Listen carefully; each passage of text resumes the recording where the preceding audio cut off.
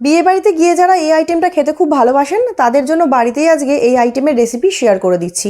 কড়াইতে ভালো করে সর্ষের তেল গরম করে কাতলা মাছের মাথা এইভাবে করে ভেজে তুলে নিন। মাথাগুলোতে অবশ্যই নুন হলুদ মাখিয়ে নেবেন।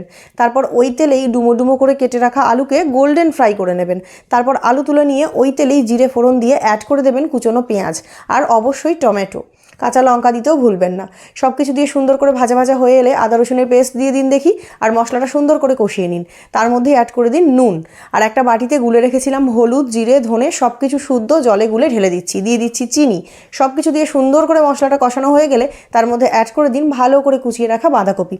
ভালো করে মশলা বাঁধাকপিতে মিশিয়ে ভেজে রাখা আলুগুলো তার মধ্যে দিয়ে সুন্দর করে কষিয়ে রসিয়ে রান্না করুন।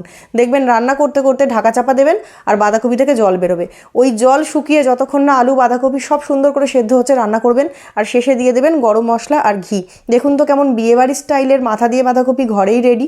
অবশ্যই নিজেরা বাড়িতে বানিয়ে ট্রাই করুন আর আঙুল চেটে চেটে খান। বিয়েবাড়ির বাঁধাকপি খাওয়ার জন্য আর বিয়েবাড়ি যেতে হবে।